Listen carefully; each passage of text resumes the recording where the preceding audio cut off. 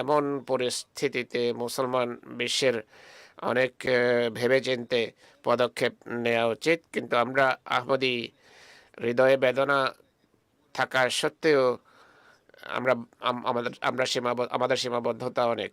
কিছুই সতর্ক করা ছাড়া আর কিছুই করা সম্ভব নয় আমাদের জন্য। আমরা দোয়া করতে পারি আর এটি বোঝানোর চেষ্টা করি যে যা হচ্ছে অন্যায় হচ্ছে। মুসলমান রাষ্ট্রগুলো যদি এখনো বোঝে আর দেশ কেবল নিজেদের দেশীয় স্বার্থ নয় বরং মুসলিম উম্মার স্বার্থ যদি সামনে রাখে আর কোনো প্রকার বিশ্বাসঘাতকতা যদি না করে, তাহলে আজও এরা রক্ষা পেতে পারে। মধ্যপ্রাচ্যের আরব দেশগুলো যদিও তাদের অনেকের কাছে তেল সম্পদ রয়েছে, কিন্তু এদের মাঝে প্রতিরক্ষা শক্তিও নেই, তাদের অর্থনীতিও উন্নতি করছে না। কোনো জায়গায় কেবল পর্যটন বা তেল শিল্পের উপর ভিত্তি করে উন্নতি করা সম্ভব নয়। এরা সম্পূর্ণভাবে পাশ্চাত্য এবং পাশ্চাত্যের বিভিন্ন অপশক্তির উপর এরা নির্ভর করে।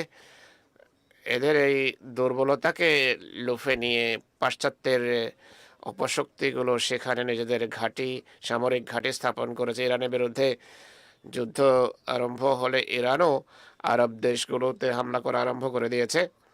আরব দেশে হামলা নয় বরং আমেরিকানদের উপর হামলা করেছে, কিন্তু আরবদেরকে এখন বলা হচ্ছে তোমাদের উপর এরা হামলা করেছে।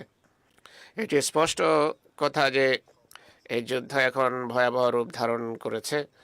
ইরানের পক্ষ থেকে মিসাইল ছোড়া হচ্ছে, যেগুলোকে বাধা দেওয়ার জন্য, ইন্টারসেপ্ট করার জন্য আমেরিকা তাদের এক প্রতিরক্ষা ব্যবস্থা গড়ে তুলেছে, গড়ে তুলছে। কিন্তু বিশ্লেষকেরা বলছে যে যদি ইরান $50,000 একটা মিসাইল ছুড়ে সেটিকে বাধা দেওয়ার জন্য, ইন্টারসেপ্ট করার জন্য যা খরচ করা হয়, যে মিসাইল সেটি পথ রোধ করবে, সেটি বেশ কয়েক মিলিয়ন ডলার মূল্যের।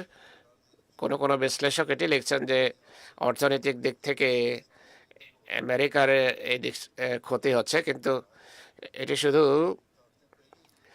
এটি একটু ধারণা। এই অপশক্তিগুলো সব কিছুর পূর্বেই হিসাব করে রেখেছে এবং তারা সব কিছু এটি নির্ধারণ করে রেখেছে। যে আমার মনে হয় না যে এই অপশক্তিগুলো এই ক্ষতি নিজেরা বহন করবে, বরং আরব দেশের কাছ থেকে তারা এই পয়সা নেবে যে আমরা তোমাদের সুরক্ষা করছি। একদিকে তাদের তেলের কূপ বন্ধ হচ্ছে, দ্রব্যমূল্য বৃদ্ধি পাচ্ছে, তেল উৎপাদন হ্রাস পাচ্ছে, অন্যদিকে এই ক্ষতিও তাদের পূরণ করতে হবে। এর ফলে তাদের যে রিজার্ভ অনেক কমে যাবে বা ফুরিয়ে যাবে। অবশেষে আরব দেশের অর্থনীতি মারাত্মকভাবে ক্ষতিগ্রস্ত হবে, যদিও পাশ্চাত্যের বিভিন্ন দেশেরও ক্ষতি হবে, কিন্তু সবচেয়ে বেশি ক্ষতি হবে আরবদের। আর এ কথা তাদের এখনও বোঝা উচিত।